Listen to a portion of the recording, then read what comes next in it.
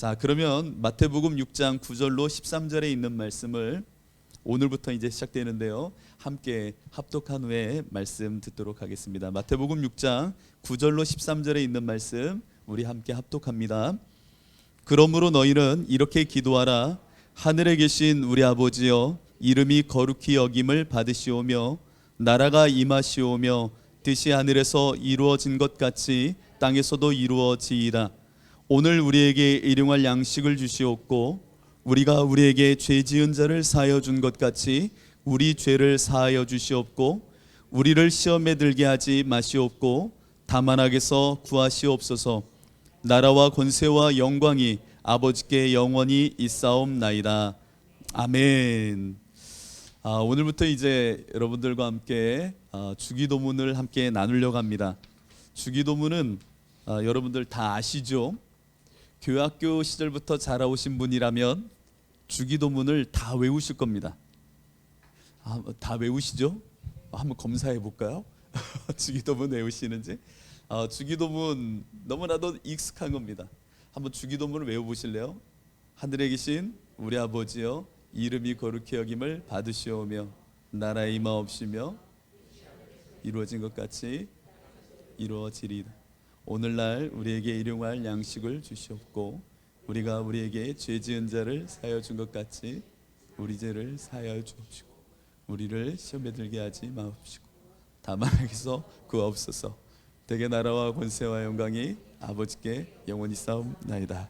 아멘. 마스크를 쓰고 계셔서 외우시는지 아니면 하는지 잘 모르겠어요.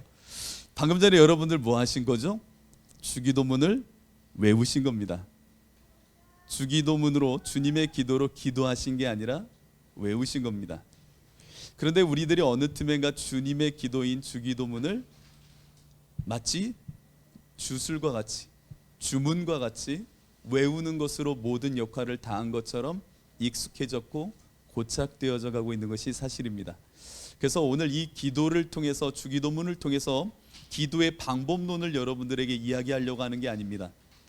오늘 이 주기도문을 통해서 어떠한 효과와 어떠한 성취될 결과물이 있기 때문에 여러분들에게 이 방법론을 이야기하려고 주기도문을 꺼내든 것이 아니라 오늘 이 시간 여러분들과 함께 기도의 핵심과 함께 기도가 갖고 있는, 특별히 주님의 기도가 지향하는 것이 무엇인지 그 궁극적인 관심 속에 오늘 이 말씀을 나누려고 합니다. 여기 있는 목사는요, 주기도문을 대할 때면 삶의 방식으로 주기도문을 대하려고 하고 오늘 여러분 성도들에게도 이 삶의 방식이라는 이름으로 이 주기도문을 함께 나누려고 합니다. 삶의 방식이라는 말을 조금 어려운 말로 바꾸면 존재론적인 관심으로 주기도문을 대해야 된다라는 말입니다.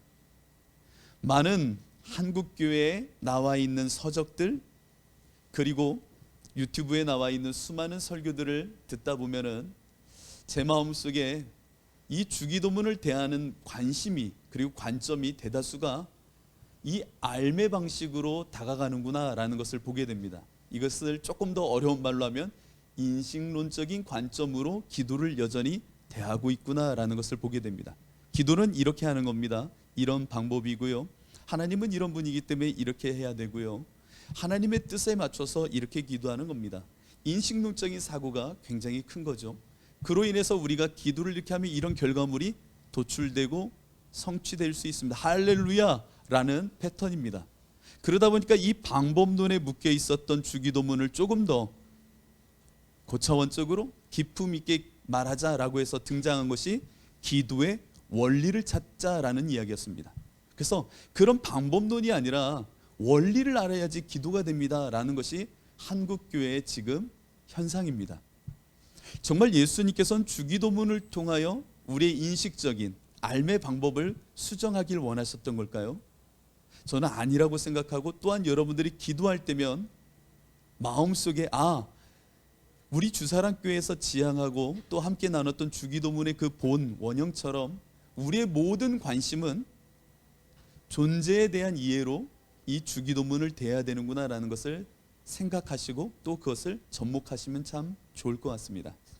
제가 어제 날짜로 지금 시중에 나와 있는 기도에 관련되어 있는 서적들을 쫙 뽑아봤어요. 그리고 거기서 누적 판매량 그리고 또 하나는 베스트셀러 되는 책자들을 한번 1부터 7, 7까지 한번 적어봤는데요. 물론 아닐 수도 있고 제가 또 여기서 이렇게 말할 수 없는 이유가 저 영상에 담기기 때문에 제가 이 책들을 비하할 수 없어서, 그러나 이해가 된다면 좋은 모습일 수 있기 때문에 한번 1번부터 7번까지를 읽어드려 보겠습니다. 1번, 자녀의 꿈을 돕는 부모의 기도. 2번, 기도를 멈추지 말고.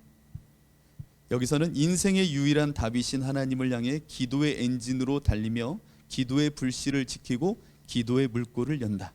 3번, 따라하는 기도. 이건 요즘 엄청 인기예요. 그리고 유튜브에서도 조회수가 엄청나다고 막 나오더라고요. 따라하는 것만으로도 기도가 되고 인생의 문이 열립니다. 멋있죠? 4번, 응답 받을 때까지 멈추지 말라. 5번, 1시간 기도로 살기. 유땡땡 목사님. 1시간이라도 기도해달라는 주님의 요청에 대한 순종. 6번, 50가지 기도의 영적인 원리. 7번, 중보기도 파티. 이 책에서 파티는 소중한 뜻을 같이 하는 사람들의 즐겁고도 심오한 목적을 성취하기 위한 축제라고 생각하시면 된다 라고 하는 이런 류의 책들이 한국 교회 내에 지금 현재 베스트셀러고 누적 판매량을 자랑하는 책들입니다. 여러분들 이 책들을 딱 들으면 어떠한 느낌이 드나요? 큰 관심이 없다면 보여지지 않겠지만 제가 보는 관점에서는 알에 대한 방식으로 기도를 대하고 있는 것이 많구나라는 것을 보게 됩니다. 내가 어떻게 생각해야, 어떻게 기도에 대한 방법을 알아야, 원리를 알아야 그 가운데 내 소원이 성취되고 내 문제가 해결되며 하나님 안에서라고 표현하지만 어떤 게 신앙의 진수인지에 대한 해답, 답을 찾는 방법론처럼 기도를 접근하고 있더라는 겁니다. 오늘 예수님은 주님의 기도, 이 주기도문을 통하여 우리에게 무엇을 말씀하려고 하셨을까요? 주기도문을 대할 때에, 그리고 여러분들 각자 기도할 때에 분명하게 저는 이렇게 말하고 싶습니다. 예수님의 관심은 우리의 삶에 대한 이야기보다 기도자 나, 존재된 내가 기도를 통하여 어떠한 존재로 변화되며 어떠한 기도자로서 세워질 수 있는지에 대한 관심으로 이 기도를 우리에게 가르치고 계시다라는 겁니다. 그러니까 보여지는 외적인 어떠한 것을 인식하고 사고하고 방법과 원리를 알아서 소원을 성취하고 문제를 해결하는 기도가 아니라 그 기도에 참여한 내가 기도를 통하여 하나님 앞에서 어떠한 존재됨인지, 그 기도를 통하여 존재가 어떻게 기도자의 진정한 면모로 바뀌는지에 대한 존재 그 자체, 내가 하나님 앞에서 어떠한 기도자가 되어지는지에 대해서 예수님은 더 큰 관심을 갖고 있다는 겁니다. 여러분들은 기도할 때에 나를 중심에 두고 바깥에 있는 어떤 성취와 문제 해결에 관심을 두지 않으셨나요? 그러나 예수님은 기도의 외적인 현상과 초월적인 사건과 어떠한 것보다 그 기도를 통하여 나 존재됨이 변화되길 원하고, 그 기도를 통하여 나의 존재가 무엇인지를 하나님 안에서 관계 속에 다시금 재정립되기를 원하시는 것이 예수님이 기도를 통하여 기대하셨던 가장 큰 목적이었다는 겁니다. 이것은 제 이야기가 아닙니다. 여러분, 산상수훈은 마태복음 몇 장부터 몇 장까지라고 기록되어 있죠? 잘 모르세요? 그 산상수훈 있잖아요. 산상수훈은 마태복음 5장부터 몇 장까지 이어지죠? 7장까지 갑니다. 오늘 주기도문, 마태복음, 마태 기자가 기록하고 있는 오늘 주기도문은 마태복음 몇 장에 기록되어져 있죠? 6장에 기록되어져 있습니다. 주기도문도 산상수훈 가운데 하나였던 겁니다. 주기도문도 산상수훈 가운데 하나였다고요. 그러면 산상수훈의 첫 포문을 열었던 팔복 기억하시나요? 그 팔복은 무엇을 지향하며 산상수훈으로 예수님이 말씀하셨던 거죠? 너의 존재됨입니다. 너 복된 자요. 너 심령이 가난한 자요. 너는 참 복된 자야. 저 심령이 가난한 자는 복이 있나니 천국이 너희 거잖아. 그러니까 복된 자가 돼서 천국을 누려라가 아니라 너 복된 자요, 심령이 가난한 너는 복된 존재야. 왜? 천국이 너의 것이거든. 이미 우리의 존재됨을 이야기하시면서 마태복음 5장에서 팔복을 말씀하셨던 겁니다.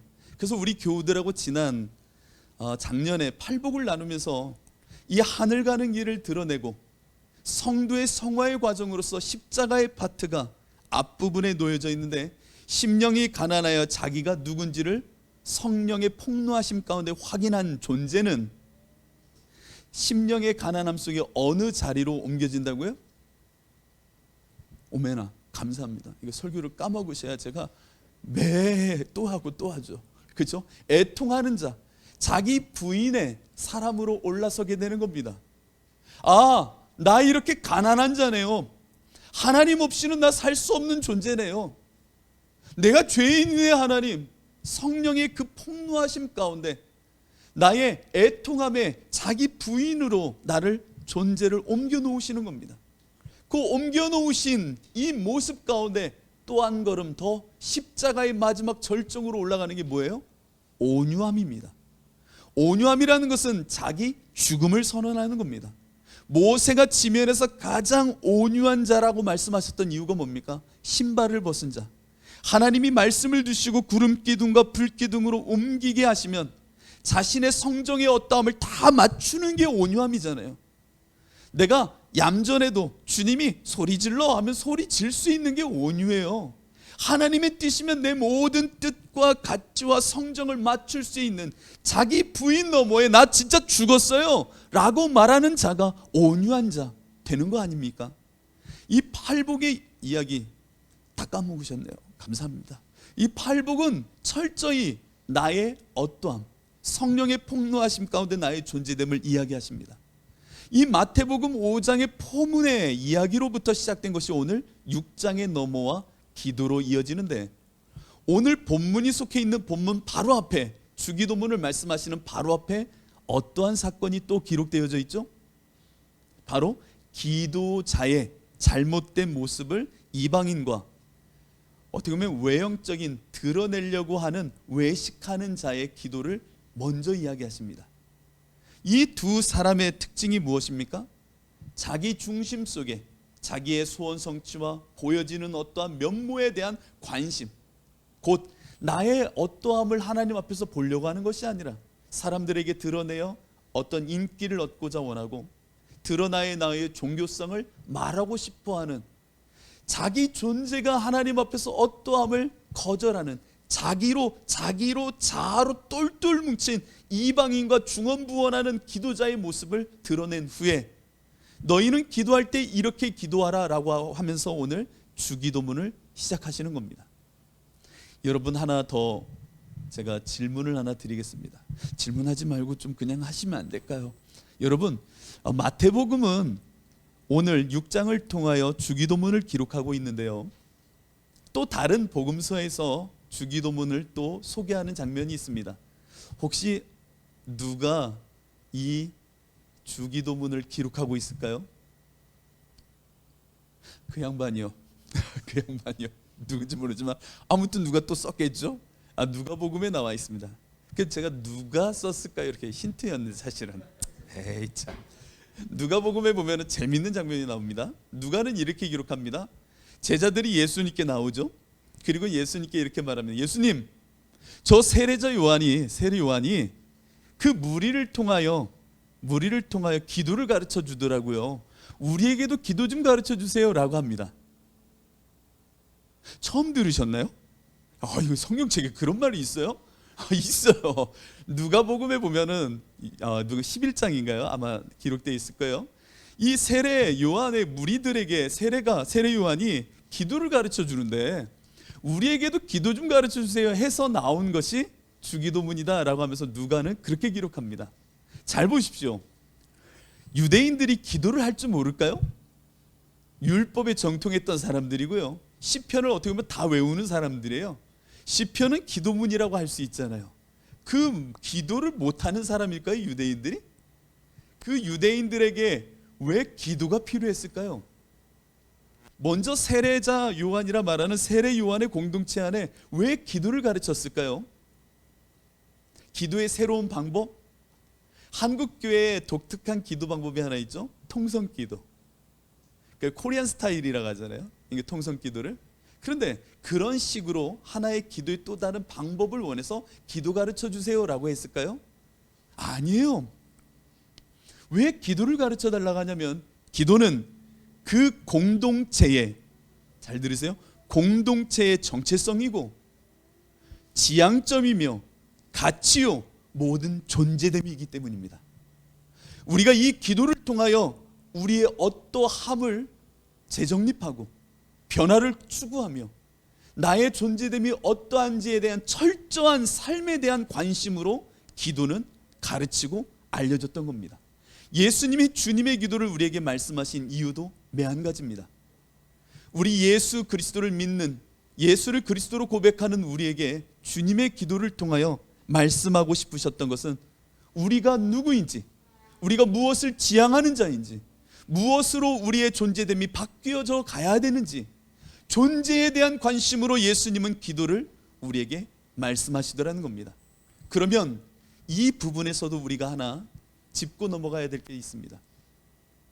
우리가 하나님 앞에서 기도한다고 하면은 하나님은 전능하시고 전지하신 분인데 우리의 모든 사정을 다 아시고 우리의 머리털까지 세시는 분이고 우리가 무엇이 필요한지를 다 아시는 분인데 꼭 기도해야 되나요? 꼭 기도해야 되나요? 이런 질문을 하는 사람은 여전히 자신의 인식론적인 관점으로 기도를 대하는 태도입니다. 그러나 존재에 대한 관심으로 기도를 은혜의 방편, means of grace라고 말하죠. 초대교회로부터 기도는 은혜의 방편이었습니다. 여러분들 머릿속에 딱 넣으셔야 돼요. 기도는 수단이 아니라 means of grace, 은혜의 방편으로서 왜 기도가 중요했냐면 기도는 결과의 어떠함이 아니라 하나님 앞에서 나 존재됨을 바꿔놓기 때문입니다. 이게 기도의 핵심이라는 겁니다.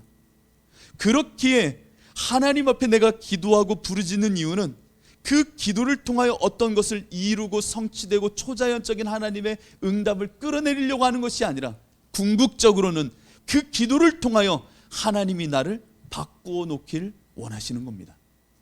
너는 내게 부르짖으라 내가 내게 응답하겠고 네가 알지 못하는 크고 은밀한 일을 내게 이루리라. 내 안에 이루시겠대요. 무엇을요? 하나님이 원하시는 방식으로 부르짖는 너에게 부르짖는 내용의 결과물을 주는 것이 아니라 크고 은밀한, 네가 알지 못하는 크고 은밀한 일을 너 안에 이루어내시겠다라는 겁니다. 우리는 기도를 통하여 늘 무슨 결과에 마음을 많이 쏟지만 예수님과 오늘 기도를 가르치는 수많은 말씀은 우리의 존재에 관심을 더 두고 있다. 여러분의 영혼에, 여러분의 기도자로서의 여러분의 존재됨이 무엇이 돼야 되고 어떠한 자인지를 깨닫게 함으로 그 공동체를, 기도자를 세워가길 원해하시는 겁니다. 그 관심으로 오늘 주기도문을 함께 하려고 하는 겁니다. 그래서 오늘은 다 나갈 수가 없잖아요. 그래서 오늘부터 8번에 걸쳐서 목사님 교회력 그거 맞추려고 8개 쪼갠 거 아닐까요? 어떻게 하셨어요? 어떻게 보면 빨리 끝낼 수도 있지만 하나하나 우리가 우리의 존재의 변화를 생각하면서 이 기도를 되뇌일 때면 여러분들 안에 이 기도가 풀어져 아 그렇구나 라고 하는 놀라운 성령의 만지심이 있기를 원합니다. 그래서 오늘은 하늘에 계신 우리 아버지여까지 함께 나누려고 합니다. 그러므로 너희는 이렇게 기도하라. 하늘에 계신 우리 아버지요. 이 관심을 우리의 존재론적인 우리 삶의 언어로 이 부분을 접목하며 되뇌어 보시기 바랍니다. 저도 어제 하루 종일 이거 되뇌이면서 돌아다녔거든요. 하늘에 계신 우리 아버지요. 하늘에 계신 우리 아버지요.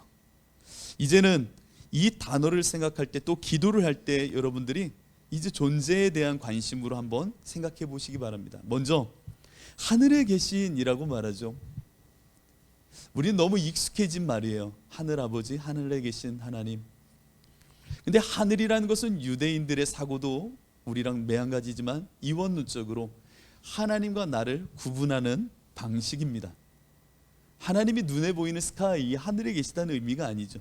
우리와는 질적으로 다른 분, 고매하신 분, 그 두렵고 떨림으로 그 앞에 설 수도, 혹은 매혹적이지만 다가갈 수 없는 그 하나님, 나와는 상관할 수도 없는 그분, 그분은 하늘에 계신 분이야. 나와는 질적으로 다른 존재야. 이 말은 곧, 이 기도 앞에 선 곧 나는 먼지야 라고 하는 고백이 되는 겁니다. 하늘에 계신 이라고 할 때면 나는 땅에 있는 자, 돼지 쥐염 열매를 먹는 자, 하나님 앞에서 먼지와 티끌인 자, 전능하신 주 앞에서 아브라함에게 말씀하셨듯 나 전능자 하나님이 너에게 말하는데 너 내 앞에서 행하여 완전해. 다른 말로 너 완전치 못한 자야. 모세에게 하나님 말합니다. 나는 여호와라. 다른 말로 나는 스스로 있는 자. 그 말은 뭐예요? 모세 너는 스스로 있을 수 없는 자. 이 말을 이 기도 가운데, 이 선포 가운데 우리는 존재론적으로 아, 나 그런 자예요 라는 고백으로 그 기도에 참여해야 되는 겁니다. 주술적으로, 주문으로 능력 있는 누구를 호칭하여 힘을 얻으려고 하는 것이 아니라 하늘에 계신 이라고 말할 때면 우리 공동체는, 우리 예수 믿는 사람은 그래 먼지야, 나 죄인이네요 라고 하는 자기 고백의 자리로 가 있어야 된다는 겁니다. 여러분들, 하나님은 여러분 앞에 하늘에 계신 분이 맞으신가요? 그러면 나는요, 나는 에노스, 죽을 수밖에 없는 사람, 죽음 앞에 서 있는 사람, 심령이 가난한 자임을 보셔야 되는 겁니다. 자기가 심령의 가난함을 알면요, 그 하늘에 계신 그 주님 앞에 나의 기도는요, 나를 전부를 드리는 기도가 되어집니다. 나의 협상의 테이블로 하나님을 앉혀놓고 계약을 맺고 거래하려고 그분을 존칭하는 언어가 아니라 그분을 향한 존재적인 관심 속에 나 정말 죄인이네요 라고 하며 심령의 가난함 속에 내 모든 것을 내려놓게 됩니다. 여러분, 가난한 자의 기도가 여기서부터 시작되는 겁니다. 여러분들은 하늘 아버지를 부르짖는 사람 아닙니까? 하늘에 계신 하나님. 이 하늘에 계신 하나님을 부른 후에 예수님은 이렇게 말합니다. 하늘에 계신 우리라고 말합니다. 저는 이게 너무 좋습니다. 우리. 기도할 때면요, 하나님 나 이러거든요, 하나님 나 힘들거든요, 하나님 나 이거 원하거든요, 하나님 제 마음에 이걸 주시옵소서 바랍니다, 기대합니다. 괜찮아요. 그런데 예수님은 나를 넘어선 우리를 고백하게 하십니다. 나를 넘어 우리가 되려면요, 여러분 토마스 아켄피스의 묵상을 읽으셨죠? 눈빛을 보니까 읽으신 분도 계시고, 묵상을, 나를 넘어서 우리가 된다는 거는요, 나를 넘어서 우리가 된다는 건요, 자기 부인의 첫걸음으로 토마스 아켄피스는 이야기합니다. 나를 넘어선다는 게 얼마나 힘든지 몰라요. 나를 십자가에 못 박지 않고는 타자, 우리라는 것으로 넘어갈 수가 없는 거예요. 그러니까 우리가 내 이웃을 사랑하려면 먼저 하나님을 사랑하는 가운데 내가 비워지고 죽어져야 우리라는 개념으로 넘어갈 수가 있는 거죠. 우리, 주사랑교회는 우리잖아요. 우리. 기도는 나의 소원과 문제 해결을 위하여 기도하는 것보다 우리라는 존재됨으로, 전체로, 함께라는 이 말로 우리를 초대하는 겁니다. 우리라는 이 말 속에서 주님의 기도, 주기도문은 개인의 어떠함이 아니라 전체의 존재로 끌고 가는 기도구나라는 것을 눈치채셔야 되는 겁니다. 그래서 하늘에 계신 우리라고 할 때면 이 우리가 여러분들의 가슴을 쳐야 됩니다. 바울은요, 이런 기도를 한 적이 있습니다. 온 하늘과 땅에 있는 모든 족속에게 이름을 주신 하나님께 기도합니다. 다시 한번요. 바울의 기도예요. 온 하늘과 땅에 있는 모든 족속에게 이름을 주신 하나님께 나는 기도합니다. 이거는요, 자기 개인을 넘어선 기도예요. 온 하늘과 땅에 있는 모든 족속들, 내가 이름을 알 수도 없는 모든 일을 아시는 하나님, 나의 하나님이 아니라 모든 천지 만물을 지으신 그 크신 하나님 앞에 나 같은 자가 무릎을 꿇어 기도합니다.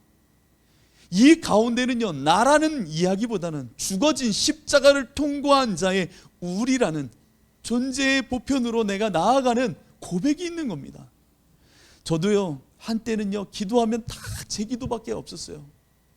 그리고 나를 중심으로 곁까지 좀 줄기를 뻗는다 생각하면 내가 아는 지인들, 우리 가족들, 이게 기도의 바운더리였어요. 때로는 교우들의 그 기도의 제목들, 여기까지가 제 범위였다고요. 늘 나를 중심으로 모든 기도를 하면요, 어떠한 생각이 나를 지배하냐면요, 응답이 됐나? 그것이 이루어졌나? 그것이 성취되었나에 모든 관심이 가는 거예요.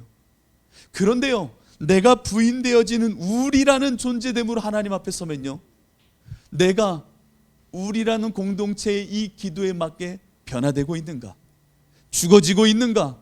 새롭게 되고 있는가? 라고 하는 관심으로 바뀌기 시작합니다. 기도를 통하여 내가 얼마만큼 하나님 앞에서 우리라는 연합이라는 자리에 오를 만한 자로 바뀌고 있는가가 보여지는 겁니다. 소원의 성취와 문제 해결이 아니라 나의 나됨이 십자가 앞에서 우리라는 연합에 합당한 자로 올라서고 있는가, 이게 보여지는 거예요. 예수님은 대제사장의 기도를 드리셨습니다. 마지막 십자가에 죽기 직전에 예수님이 올린 대제사장의 기도는 무슨 기도였습니까? 아버지요, 내가 아버지와 연합하듯 나 이제 십자가에 죽는데 저들도 우리와 함께 연합하기를 원합니다. 이것이 예수님이 마지막 유언과 같이 남기셨던 대제사장의 기도셨습니다. 이게 예수님이 그토록 기도를 통하여 원하셨던 마지막 울부짖음이셨다는 겁니다. 내가 하나님과 이렇게 연합하듯이요, 저들도, 여러분입니다, 마지막 그때에, 아니 우리와 연합하는 이 자리에 들어와 윤물을 나누듯 함께 어우러지는 이것을 나는 십자가 앞에서 기도합니다. 우리 연합이라는 겁니다. 십자가를 모르는 사람에게는 우리가 없습니다. 나밖에 없습니다. 사랑으로 역사하는 믿음을 우리 교회가 강조하는 이유는 나 죽어진 그 자리에 예수의 마음, 곧 믿음이 부어지길 원하기 때문입니다. 내가 중심이 되어 하나님께 외치는 그 모든 기도는 자칫 나의 욕심과 나의 욕망과 나의 바램과 나의 잘됨밖에 없습니다. 그러면 이건 예수를 믿는 건가요? 아니요, 예수를 이용하는 거죠. 예수님이 나의 주인인가요? 아니요, 나는 주인, 예수님은 시종이 되어져 버리는 겁니다. 우리가 정말 이 우리로 들어서는 기도에 들어가면요, 나의 존재됨이 그렇게 하나님 앞에 맡겨지면요, 우리는요, 이 땅에 보여지는 결과와 기도의 응답이라 말하는 어떠한 것들이 없어도 그것으로 감사하고 만족하게 되는 겁니다. 왜? 나를 변화시켜 우리의 자리에 이르게 하신 그것으로 만족하기 때문입니다. 이게 만족이 안 되나요? 아니요, 만족이 되는 사람, 그 사람을 이 기도를 통하여 예수님은 초대하시는 겁니다. 하늘에 계신 우리, 그리고 나서는 아버지요 라고 말씀하시죠. 아버지, 이 아버지라는 말은 여러분 아실 겁니다. 파텔이라는 단어에서 온 건데, 히브리 사람들, 유대인들도 아버지를 아빠라고 부른대요. 아빠, 우리랑 발음이 똑같대요. 아빠. 여러분들 하나님을 아버지, 아빠라고 부르시는 분들이시죠? 이건 놀라운 혁명입니다. 혁명입니다. 구약의 언어로 하나님과 관계 맺었던 그들의 모습을 보면요, 대표적으로 하나님은 왕이십니다 라고 고백합니다. 그러면 문제를 내겠습니다. 하나님을 왕으로 고백한다는 건 우리의 삶의 언어, 존재의 모습으로 우리가 기도를 접근하는 거예요. 하나님 왕이십니다 라고 하면 난 누구란 얘기예요?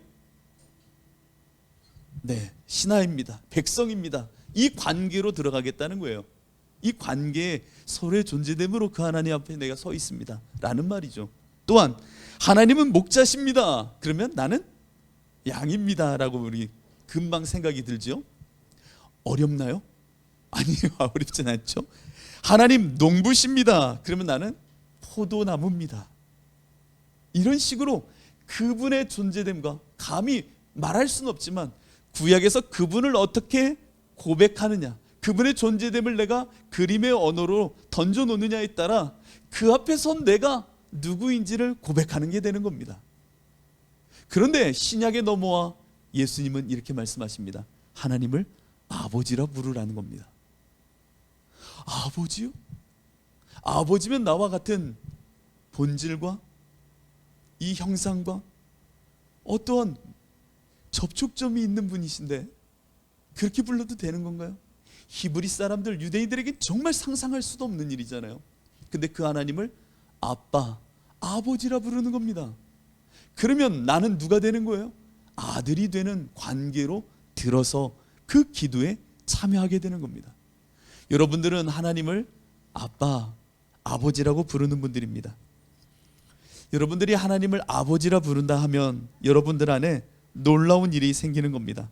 어떤 놀라운 일이요? 이제 하나님께서는 나에게 아빠됨을 드러내 주시는 겁니다. 하나님의 하나님 되심을 우리에게 드러내듯 아버지, 아빠라고 부를 때면 아버지의 의무와 책임을 하나님께서 감당하시니 그 앞에서 너는 아빠라고 불러 그 관계로 넘어가자라는 겁니다. 그래서 예수님을 믿는 우리 주님의 기도를 고백하는 너희들 기도 가르쳐 달라겠지. 하늘에 계신 우리 아버지요 라고 하는 이 선언 속에 이제는 그 하나님이 아빠가 되니 그 아빠와의 관계 속에 하나님이 너희에게 아버지 노릇해 주실 거야 라고 하는 그 존재의 변화로 우리를 인도해 내시더라는 겁니다. 여러분들 하나님의 아빠가 되시면 너무나도 근사한 일들이 많아집니다. 그 하나님의 아빠가 되면요, 나의 모든 필요도 아시고 나의 외로움도 아시고 아픔도 아십니다. 그렇죠? 여러분들 저희 할머님은요 만주에서 내려오신 분이시거든요. 만주에서 내려오셨어요. 근데 만주에서 내려오셨던 저희 할머니에게는 아빠와 같은 존재가 오빠였던 것 같아요. 오빠. 그런데 제가 어린 시절에 아직도 기억나는 게 그때 새벽녘에 일어나서 요강 찾아서 나가면 요강 써보셨나요?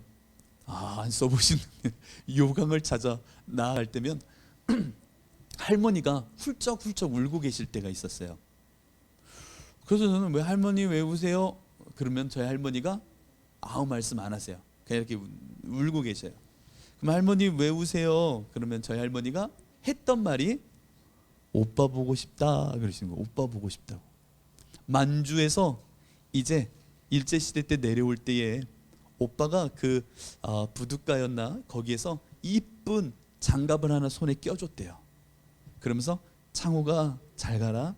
오빠가 여기 있다 꼭 만나러 갈게. 뭐 그러면서 헤어졌다고 하신 것 같아요. 저희 할머님의 오빠는 만주 그쪽에서 뭐 청년 운동을 하고 막 그러셨던 분이래요. 근데 그 할머님이 오빠랑 그렇게 헤어지고는 지금 돌아가실 때까지 한 번은 얼굴 못 보셨어요. 그러니 밤에 사무치게 오빠가 보고 싶은 거예요. 그러면서 한때는 저한테 그 이야기를 하셨어요. 오빠가 준 장갑 잃어버린 게 그렇게 속상하대요. 그 할머니는 그런 정서가 없을 줄 알았거든요. 그런데 마치 아빠를 그리워하는 그 오빠를 그리워하는 저희 할머니의 모습이 여러분들 안에 있는지를 한번 여쭤보고 싶어요. 하나님을 아빠라 부르는 여러분들 아빠 보고 싶으세요? 아빠를 향한 책임감은 또 그분과의 관계함은 내 존재 속에 내 삶 가운데 얼마만큼 아빠 우려져 있습니까? 아빠 봐봐요. 얼마나 아빠가 바로 옆에 있어도 보고 싶은 아빠인데. 아빠, 제가 가끔씩 정읍에서 목회할 때 저희 할머니들한테 그런 이야기를 한 적이 있습니다. 어디 자식들은 전화 잘 하십니까? 그러면요 좀 이렇게 비속어지만 그 썩을 놈들 돈 필요할 때나 전화하지 뭘 전화하냐고 웃으면서 그러세요. 근데 제가 그래요. 어디 친정 엄마 보고 싶으세요? 그럼 아이고 우리 엄마 돌아가신 지가 언젠데. 아버지 보고 싶으세요? 그러면요, 에이 목사님 우리 아버지 그 살아계시면 100세로 넘지. 왜냐면 그분 90 넘으신 분도 계시고 87 막 그러시거든요. 그러면 보고 싶으면 어떻게 해요? 보고 싶다고 뭐 통화를 할 수 있나? 전화 한 통 할 수 있나? 그러면요, 제가 그때 이렇게 말씀드렸던 기억이 납니다. 하나님 아버지 계신데 하나님께는 전화 한 통 요즘 잘 드리세요? 뭔 소리예요? 전화를 어떻게 해요 하나님께? 그러면 핸드폰 켜고 하나님 저예요, 딸이에요 하고 전화하듯이 한번 전화 좀 하세요. 어떻게? 교회에 올라오셔서 전화 좀 하세요.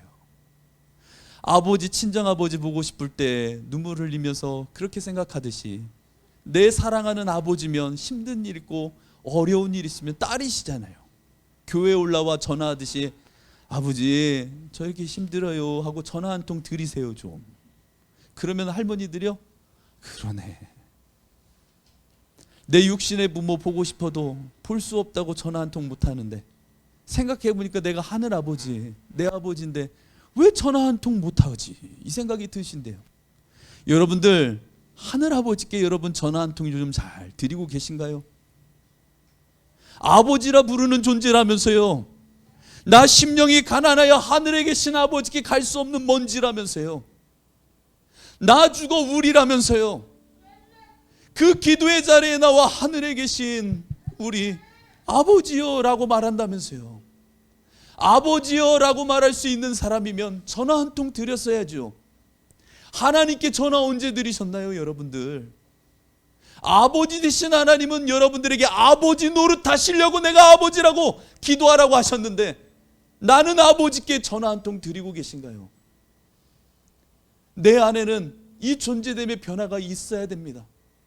하나님 앞에 아들이요 딸이라고 한다면 아들과 딸로서의 내 모습이 이 기도 가운데 변화가 있어야 되고, 주님의 기도를 통하여 나의 정체성과 내가 누구인지 이 기도를 통하여 내가 완전히 변화되는 십자가의 사람이 돼야 내 안에 이 기도가 응답된 겁니다.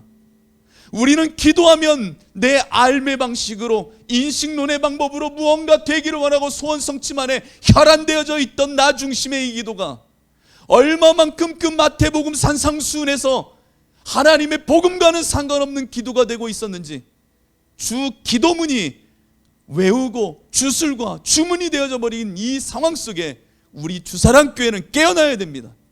주님의 기도는 나의 정체성이요, 나의 나됨을 하나님이 변화시켜 하나님 앞에 선 자로, 아버지 앞에 선 아들과 딸로서의 존재로 만들어내시려고 주시는 기도요 가르침이라는 겁니다. 내 욕심을 채우려고 주기도문을 하는 것이 아니라 어려움에 빠지면 마치 주문을 외우면 무언가 될 것처럼 이렇게 변질돼 버린 이 주기도문 앞에 우리는 존재됨으로 우리를 걸어 십자가 앞에 이 기도를 올려야 됩니다. 여러분, 하늘에 계신 우리 아버지요, 이 기도만으로도 하루, 이틀, 3일, 사흘, 나흘, 닷새 하나님 앞에 눈물 없이는 드릴 수 없는 기도가 되는 겁니다. 왜냐? 하늘에 계신 이라고 말할 때면 나의 먼지됨을 드러내시는 그 하나님의 십자가가 보여지고, 우리라는 말 속에는 나 죽어 주님 연합하는 그 우리의 자리를 나를 세우시려고 얼마만큼 나를 만들고 계시는 아버지의 그 아버지 되심, 그리고 아버지여 라고 말할 때면 나 같은 자를 아들로 딸로 만드시어 끝까지 나를 이끌고 가시려고 하는 그 하나님의 열심이 모여서 감당이 안 되는 겁니다. 여러분 안에 이 변화가 있기를 축복합니다.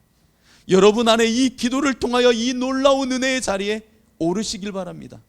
그래서 예수님은 하늘에 계신 우리 아버지요 라고 말하며 여러분들에게 이 기도의 참여자요, 기도를 통하여 변화되는 존재, 그 삶으로 이끌고 가십니다. 우리 교회는 이제 기도는 기도자인 내가 하나님 앞에서 삶의 그 모든 존재가 변화되는 것임을 기억하여 이 기도에 참여하시기를 축복합니다. 이 시간 우리